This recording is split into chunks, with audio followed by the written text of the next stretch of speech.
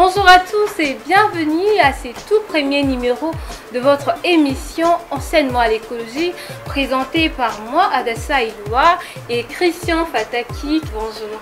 Bonjour Adassa, bonjour chers téléspectateurs. C'est un réel plaisir pour nous de vous accompagner dans ce voyage d'apprentissage et d'action. Ensemble, nous allons découvrir de sujets essentiels pour notre santé, pour notre environnement, mais aussi pour l'avenir de notre pays. Eh bien, pour ouvrir cette belle aventure, nous allons parler d'une problématique qui nous concerne tous dans notre pays, la RDC, plus précisément dans notre ville-province de Kinshasa. Il s'agit donc de déchets plastiques. Comment lutter contre ces déchets, contre ces dangers et surtout, comment valoriser ces derniers? N'est-ce pas, Christian? Ah mais oui, aujourd'hui Esther, vous ne pouvez pas passer une avenue à Kinshasa sans voir de déchets plastiques. Et d'ailleurs, dans nos rivières, il y a plusieurs bouteilles en plastique qui sont là déposées et qui causent des inondations, des maladies par-ci par-là. Et pour répondre à ces questions, nous avons tendu notre micro aux habitants de la ville et voici ce qu'ils en pensent.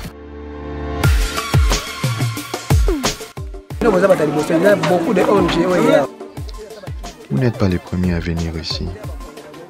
Il y a eu beaucoup d'autres ONG qui sont venus ici, et même les gens de Kinbopetu sont venus ici, mais il n'y a toujours pas un changement.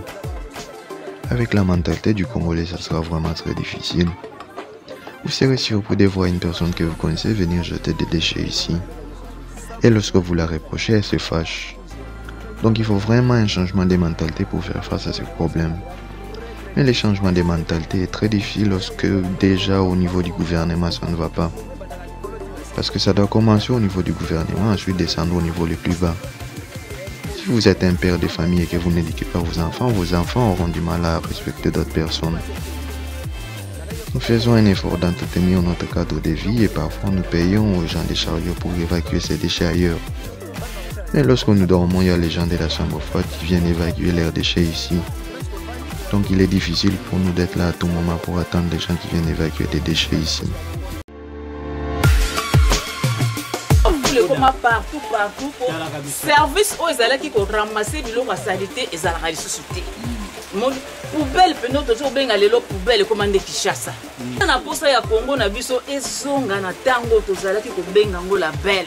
Papa bana ko pomper o bazali ko pomper ko na ba coin bazo pomper banda ko pele biso so mona ke bazo ya balobi ke leto ya na kata quartier oyo bo bimisa biloko na bino ba pompage bazo ya bo bimisi biloko ba pomper ba chambre ba pomper ba nini ozo mona ke tango nani sola ki soani ko sila ali bango bazo kota sima ba mandi ko kota biloko.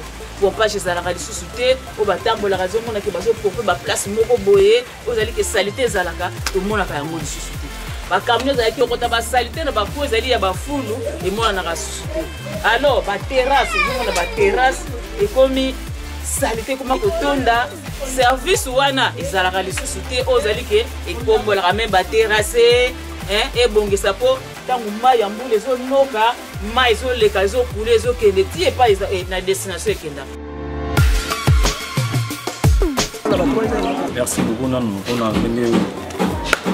beaucoup de m'avoir accordé la parole afin de pouvoir donner mon point de vue sur les problèmes de l'insalubrité que connaît actuellement la ville de Kinshasa. Je vous félicite beaucoup pour cette initiative engagée par la Génération Verte et je souhaite vous voir aller de l'avant dans ce que vous faites. La population aimerait vivre dans un environnement sain. Nous demandons à nos dirigeants de vous soutenir afin qu'ensemble vous puissiez parvenir à rendre notre ville propre. Nous sommes contents de voir ce que vous faites et nous voyons comment vous faites le tour de la ville afin de pouvoir faire les constats de l'état de notre environnement. Nous sommes conscients que la ville est dans un état déplorable sur le plan environnemental, mais nous ne savons juste pas par où commencer pour faire face à ce problème. Mais comme vous avez entrepris cette démarche, nous souhaitons plein succès à vous et que Dieu vous assiste dans cette démarche. L'insalubrité a atteint un niveau sans précédent dans notre ville. Je vous demanderai aussi de pouvoir sensibiliser la population par rapport à ce que vous faites.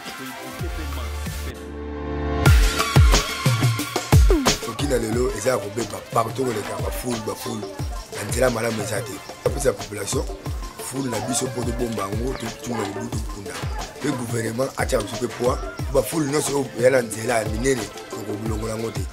Le gouvernement a moyen d'engager, a travaillé, a foutu à la banque, on va le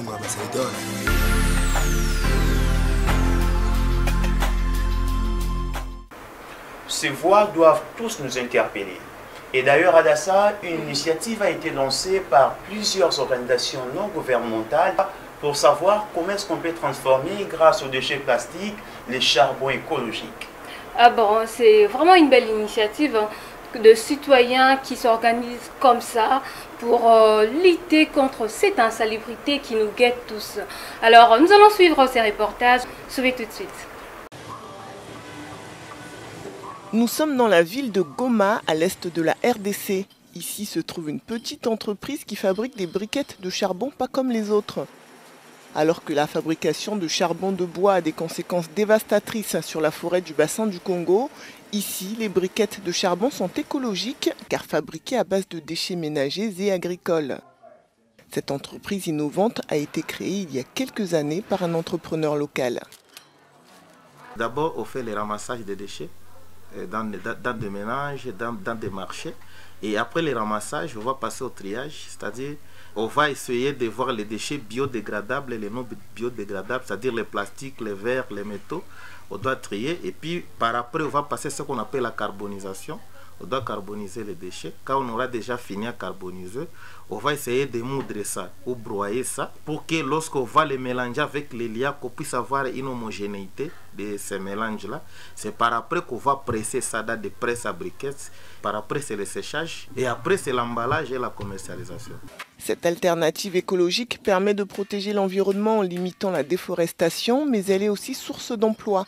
L'entreprise emploie près de 40 personnes. C'est un travail, ça me fait plaisir puisque c'est un domaine que je maîtrise bien, mais ça a aussi un impact puisque à la fin du mois, je parviens quand même à gagner quelque chose pour subvenir aux besoins de ma famille. Avec ce charbon écolo, les ménages peuvent bénéficier d'un combustible propre et à bas prix. C'est ce qui a motivé cette mère de famille d'abandonner le charbon de bois classique pour cette alternative plus écologique. Auparavant, moi j'utilisais les brins avant que je ne connaisse ces produits ici. Puisqu'auparavant, j'achetais au moins un sac de brins pour 30 $. Pendant un mois, mais pour le moment, je suis en train d'acheter les briquettes de 15 $ pour un mois de plus. En tout cas, ça permet de minimiser les dépenses puisque avec les paix comme ça, on peut faire 3 repas complets. Aujourd'hui, des démarches comme celle-ci sont cruciales pour lutter contre la déforestation. La RDC a perdu 20% de ses forêts humides en 30 ans. C'est beaucoup plus que le Gabon et presque autant que le Brésil. Voilà un bel exemple d'écologie active à suivre. Chers téléspectateurs, chers Adassa, vous savez que grâce à ces charbons écologiques, ça peut nous aider à préserver notre environnement, à garder notre santé saine, mais aussi, grâce à ça, nous pouvons gagner beaucoup d'argent. Exactement. Déjà, je pense que c'est une belle opportunité pour tous ceux qui rêvent d'entreprendre. C'est vraiment un marché qui n'est pas trop visible, hein, avec fabriquer de pavés en base de tous ces déchets. Donc, les entrepreneurs, vous qui nous suivez de partout, prenez ça en compte, cherchez à pouvoir initier dans ces domaines. Chers téléspectateurs, vous l'avez tous compris, Esther, nous avons tous un rôle à jouer dans la préservation de notre environnement et surtout, chaque geste compte. Exactement, Christian. Chaque geste compte dans notre quotidien. Chaque pas que nous faisons pour lutter contre cette insalubrité compte. Donc, à ne pas attendre que le ministre de l'environnement ou soit notre gouverneur de venir vous enlever tous ces déchets que vous jetez sur votre avenue, même dans vos parcelles. Il y en a des là qui ne savent pas gérer ces déchets. Oui, Esther, justement, vous savez, aujourd'hui, les Congolais ont beaucoup plus l'habitude d'attendre à ce que les autorités viennent travailler à sa place. Malheureusement. Or, nous pouvons faire je ne sais pas, les salons, ça n'existe plus. De soi, on peut toutefois faire de notre mieux pour préserver notre environnement propre. Exactement. Donc, tous les chef de l'État et à Colombo, la biso fulu, et à Liboso à Lopango, nous-mêmes prenons conscience de ces choses et pour mieux lutter et garder notre environnement propre. C'était donc un réel plaisir pour nous de vous présenter cette belle émission que vous venez de suivre. Christian, tu as un mot à ajouter? Chers téléspectateurs, chaque geste compte. Donc, soyons des acteurs du changement. Soyons là pour opter aux bonnes pratiques dans la préservation de notre écologie. On se retrouve le mardi et vendredi prochain à la même heure sur Light Eco Télévision. Bye. Bye bye.